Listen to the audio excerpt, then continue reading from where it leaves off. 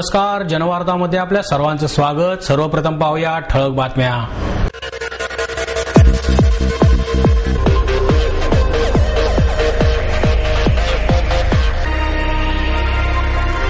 पत्रकार हल्ला विरोधी प्रतिबंध कायदा व्हावा या मागणीसाठी पुणे श्रमिक पत्रकार संघाच्या वतीने जिल्हाधिकारी कार्यालयावर मोर्चा।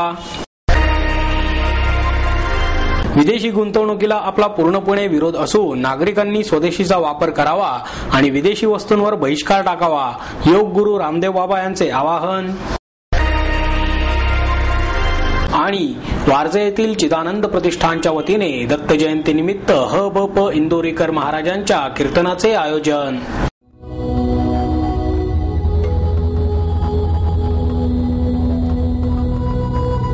भृगु संहिता से जानिए आपके पिछले जन्म के बारे में, जानिए आपके इस जन्म के बारे में, जानिए आपके अगले जन्म के बारे में।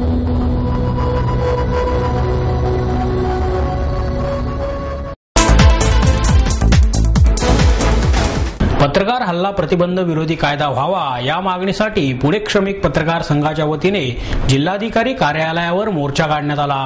पत्रकार हल्ला विरोधी प्रतिबंध कायदा व्हावा यासाठी राज्यातील सर्वच पत्रकार गेली 2.5 वर्षे मोर्चे आंदोलने करत आहेत। गेल्या वर्षी डिसेंबर महिन्यातील हिवाळी अधिवेशनात हा कायदा व्हावा म्हणून नारायण राणे यांच्या नेतृत्वाखाली एक कमिटी स्थापन करण्यात आली, पण आता अशा कायद्याची काही गरज नाही असे या कमिटीचे म्हणणे आहे। तर हा कायदा व्हावा यासाठी पुणे श्रमिक पत्रकार संघाच्या वतीने पत्रकार भवन ते पुणे जिल्हाधिकारी कार्यालय येथे दुचाकीवरून मोर्चा काढण्यात आला। या मोर्चाचे नेतृत्व पुणे पत्रकार संघाचे अध्यक्ष उमेश घोंगडे यांनी केले। यावेळी श्याम दौंडकर, प्रकाश भोईटे, योगेश कुटे, प्रसाद कुलकर्णी, चैतन्य मचाले आणि अन्य पत्रकार उपस्थित होते। निवासी उपजिल्हाधिकारी अनिल पवार यांना निवेदन यावेळी देण्यात आले आणि लवकरात लवकर हा कायदा व्हावा, अन्यथा राज्यभर तीव्र आंदोलन करण्यात येईल असा इशारा उमेश घोंगडे यांनी यावेळी दिला। पत्रकार हल्ला विरोधी प्रतिबंध कायदा व्हावा यासाठी गेली 2.5 वर्ष आपण शासनाकडे पाठपुरावा करतोय। आपण पुण्यातून आणि राज्याच्या प्रत्येक जिल्ह्यातून अनेक वेळा यापूर्वी आंदोलन झालेली आहेत। या आंदोलनानंतर राज्य शासनाने एक वर्षापूर्वी हिवाळी अधिवेशनामध्ये गेल्या डिसेंबरच्या हिवाळी अधिवेशनामध्ये सांगितलं होतं की आम्ही कायदा करू।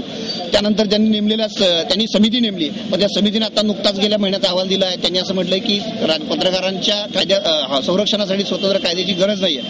खरं तर ही राज्यातल्या सगळ्या पत्रकारांची घोर फसवणूक आहे। राज्य सरकारने आश्वासन देऊन सुद्धा राज्य सरकारचीच एक समिती म्हणते की अशा कायद्याची गरज नाहीये। आम्ही या समितीच्या निर्णयाचा धिक्कार करतोय।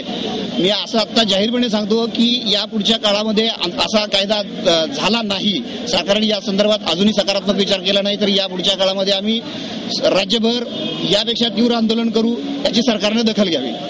महाराष्ट्र श्रमिक पत्रकार संघाच्या सूचनेनुसार पत्रकारांना हल्ला विरोधी कमिटीची कायदा करावा यासाठी जी आजच्या मोर्चाचं आयोजन केलं होतं, हा यापूर्वीच्या सर्व मुख्यमंत्र्यांनी हा कायदा करावा यासाठी अनुकूल मत दिलं असताना सुद्धा जी कमिटी स्थापन केली नारायण राणे यांच्या नेतृत्वाखाली, या कमिटीने अशा कायद्याची गरज नाही असं जे स्पष्ट केलं हे अत्यंत चुकीचं आहे। आज हा मोर्चा काढण्यात आला। या मोर्चानंतर अशीच आंदोलनाची तयारी आम्ही यापूर्वी नंतर करू। विदेशी गुंतवणुकीला आपला विरोध असून विदेशी मालावर बहिष्कार टाकून स्वदेशीचा वापर करा असे आवाहन योग गुरु रामदेव बाबा यांनी केले। योग शिबिरानंतर ते आयोजित पत्रकार परिषदेत बोलताना म्हणाले, 2012 मध्ये आपण काळा पैसा आणि भ्रष्टाचाराविरोधात देशभर लढा देणार असून उमेदवारांकडून शपथपत्र घेण्यात येईल। देशातील भ्रष्टाचार विरोधात ज्यांनी लढा देण्याचा प्रयत्न केला त्यांना काँग्रेसने बदनाम करण्याचा प्रयत्न केला। काँग्रेसलाच फक्त आपली अडचण आहे। राजकीय मंडळींनी पैशासाठी आपल्या देशातील विक्री क्षेत्र परदेशी लोकांच्या हाती देण्याचा डाव आखला आहे। देशातील भ्रष्टाचार संपवण्यासाठी सशक्त लोकपाल असणे गरजेचे असले तरी केवळ लोकपालमुळे भ्रष्टाचार संपेल असे नाही। देशातील खाण उद्योग, साधन सुविधा, औषध निर्मिती, शिक्षण आणि विक्री क्षेत्रामध्ये सर्वाधिक भ्रष्टाचार होत आहे। यावेळी रामदेव बाबांनी भ्रष्टाचारी राजकारणी आणि लोकांबरोबरच विदेशी कंपन्या आणि त्यांच्या मालावर सार्वजनिक बहिष्कार टाकण्याबरोबरच स्वदेशीचा स्वीकार करण्याचं आवाहन केले। आपण आपण यापुढील काळात निवडणुका असणाऱ्या 5 राज्यांमध्ये जाऊन तेथे भ्रष्ट नेत्यांविरुद्ध आंदोलन करणार आहोत. जनतेनेही सहकार्य करून त्या नेत्यांवर बहिष्कार टाकावा असे आवाहन रामदेव बाबांनी केले. स्विस बँकेत काळा पैसा जमा केलेल्या पुण्यातील नगरसेवकाचे नाव विचारले असता रामदेव बाबांनी या प्रश्नाला बगल दिली. एखाद्या व्यक्तीचे नाव सांगितल्यास विनाकारण एकमेकांवर आरोप होऊन हे प्रकरण व्यक्तिगत पातळीवर येते असे त्यांनी नमूद केले. एक तो मजबूत लोकपाल जिसके ऊपर देश में बहुत बड़ी बहस चल रही है, एक अच्छा वातावरण बन रहा है और सरकार को भी आखिर झुकना पड़ेगा. मजबूत लोकपाल लाना ही पड़ेगा और मजबूत लोकपाल की नियुक्ति से लेकर के उसकी पूरी कार्य पद्धति तक एक ऐसी परंपरा बने कि जिससे कि वास्तव में भ्रष्टाचार मिटे. नहीं तो हमारे यहाँ पर एग्जिस्टेंस सिस्टम में भी तो बहुत अधिकारी है, 1 लाख से ज्यादा कानून है. यदि हमने हल्का कानून बनाया तो जैसे 1 लाख कानूनों की हालत हुई वो इसकी हो जाएगी.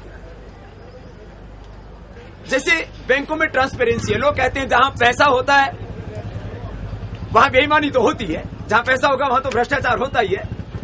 देखो जो घोटाले करने वाले बैंक उनको छोड़ दीजिए, वो तो जो है बैंक बनाए जाते हैं घोटाले करने के लिए, उनकी बात नहीं कर रहा हूं. वारजे येथील चिदानंद प्रतिष्ठानच्या वतीने दत्त जयंती निमित्त ह.ब.प. इंदोरीकर महाराज यांच्या कीर्तनाचे आयोजन करण्यात आले. वारजे येथे चिदानंद प्रतिष्ठानच्या वतीने आयोजित दत्त जयंती महोत्सवाची सांगता करण्यात आली. गेले 3 दिवस चालणाऱ्या महोत्सवाची सांगता ह.ब.प. इंदोरीकर महाराजांच्या कीर्तनाने आणि महाप्रसादाने करण्यात आली. चिदानंद प्रतिष्ठानचे संस्थापक अध्यक्ष चंद्रकांत चौधरी यांच्या अध्यक्षतेखाली या महोत्सवाचे आयोजन करण्यात आले. जगात आणि भारतात सध्या स्त्री भ्रूण हत्या दिवसेंदिवस वाढत आहे. या विषयावर आपल्या कीर्तनातून ह.ब.प. इंदोरीकर महाराजांनी जनजागृती केली.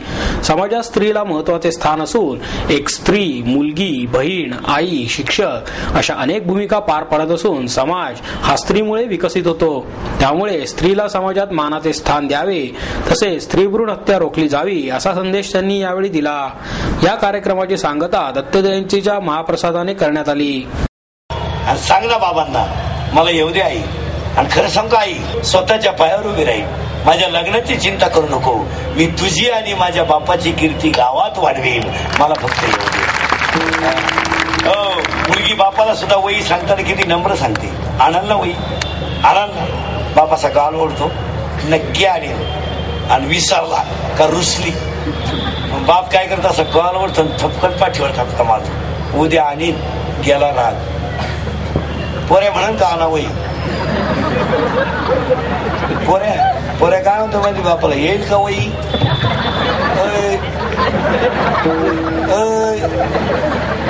वही येईल का नाही. शाळा गेली उडत. आणि मी पिवळा होते, तूही गेला उडेल. मुलगी पाहिजे मला, मुलगी मुलगी मुलगी नक्की मुलगी पाहिजे मला. माझा हे बिचाराने एवढा मोठा कार्यक्रम केला ना, दत्त महाराजांची या माणसावर कृपा हो भरपूर. या माणसाला परमेश्वर संपत्ती उदंड देव, आणि या चंद्रकांत पाटलांकडून आयुष्यभर दत्ताची सेवा घडव. त्यांच्या सगळ्या इच्छा दत्त महाराज पूर्ण करव. तुमचे माझे प्रेमाचे संबंध चंद्र सूर्य आहे तोपर्यंत राहो. एकदा प्रेमानं भजन करा. विठो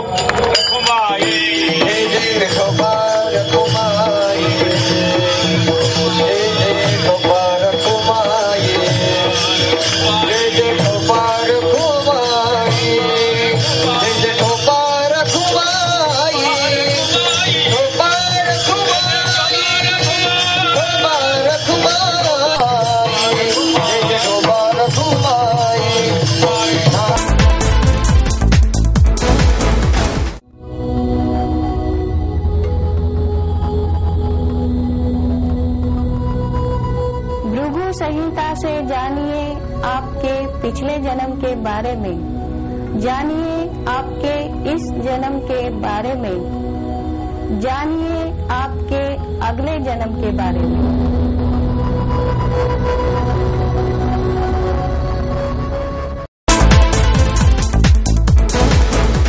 वस्त्र मंत्रालय विकास आयुक्त कार्यालयाच्या वतीने गांधी शिल्पकला बाजार 2011 हे हस्तकला वस्तू प्रदर्शन भरवण्यात आले आहे। यावेळी विकास आयुक्त कार्यालयाचे उपनिदेशक BM दत्तात्रय आणि विकास आयुक्त कार्यालय कोल्हापूरचे सहाय्यक आयुक्त राजेंद्र सिंग उपस्थित होते। हे प्रदर्शन गणेश कला क्रीडा मंच येथे 22 डिसेंबर पर्यंत सकाळी 11 ते रात्री 10 या वेळेत खुले असेल। स्वयंकेंद्रित समाजात हस्तकलेकडे दुर्लक्ष होत चालले आहे, त्यामुळे येत्या काळात ही कला नष्ट होण्याची भीती निर्माण झाली आहे। हस्तकलेला वाव देण्यासाठी वस्त्र मंत्रालय आणि नागपूर येथील राष्ट्रीय विकास खादी ग्रामोद्योग यांच्या वतीने या प्रदर्शनाचे आयोजन करण्यात आले आहे। महर्षी कर्वे स्त्री शिक्षण संस्थेच्या वतीने योग गुरु रामदेव बाबा यांच्या योग प्रात्यक्षिकांच्या कार्यक्रमाचे आयोजन करण्यात आले। महर्षी कर्वे स्त्री शिक्षण संस्थेच्या वतीने आयोजित योग गुरु रामदेव बाबा यांच्या योग प्रात्यक्षिकांचा कार्यक्रम आयोजित करण्यात आला होता।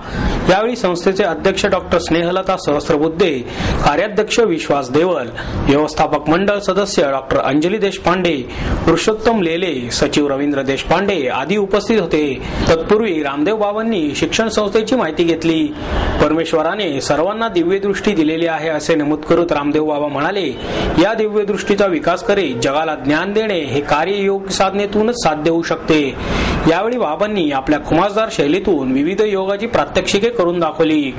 मुली आणि महिला यांना ज्या शारीरिक समस्या आणि मानसिक ताण असतो त्यावर योगशास्त्रात असणाऱ्या विविध साधनेची माहिती देताना रामदेव बाबा म्हणाले की डोळ्याखालील काळी वर्तुळे, बाळंतपणानंतर येणारा स्थूलपणा, हिमोग्लोबिनचे कमी प्रमाण, हार्मोन्स मधील अनियमितता, काळवणारी त्वचा यावर कपालभाती हा रामबाण उपाय असून नियमित योग साधना केल्यास वयाची 100 गाठली तरी तुम्ही मृत्युंजयी ठराल।